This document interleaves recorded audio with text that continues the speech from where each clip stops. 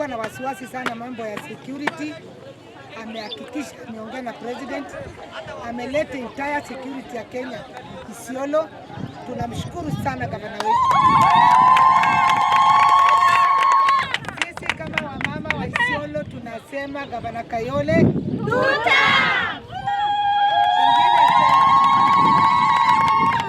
Ingine pia kitu yenye imenisumbua sana, jana tulikuwa kwa mkutano huko Elboran, tulikuwa na wageni wakubwa sana. Na katika hiyo wageni wakubwa mimi nilisikia aibu sana kama mama. Kulikuwa baada ya mkutano kuisha, seneta wetu Fatuma Dulo alitenda kitendo cha kuaibisha kina mama.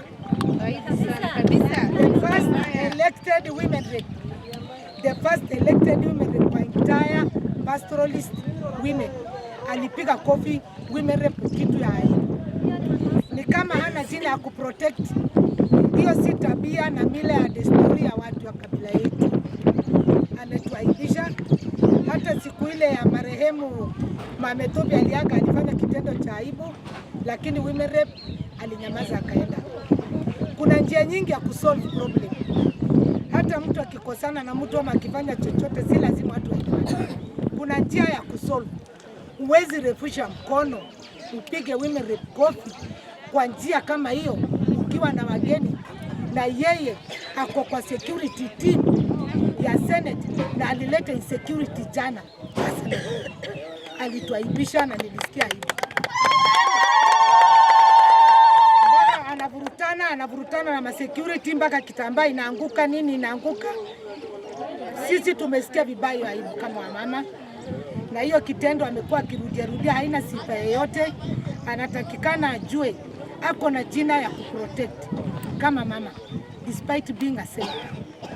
Hako na jina ya kuprotect kama mother-in-law. Watoto wetu ni wakubwa saa hii. Hatuwezi fanya vitu zingine kwa sababu watoto tunatuona. Tunatakikana tukue mfano mzuri kwa watoto wetu. Kama jana watu wanatandika mapicha inawekwa kwa status akiwa mtu wa karate. Hiyo kitu yote ni aibu. Mahali mimi nilisikia aibu, yeye alilalaje? It's very shameful. Na tulilaani hiyo kitendo kama wamama, ilituuma sana. Tuko na jina ya kuprotect Madam Senator Dulo. Shame on you. Shame on you. Tumesikia aibu sana, na wewe ndio ungekuwa mtu wa kwanza kuongelea mambo ya security. Haukuleta hiyo security hapa. Wakati wengine wamelete, unatumia hiyo table kama kupiga mtu kofi. Hiyo ni aibu. Asanteni sana, nilikuwa na hiyo aibu. Mwingine.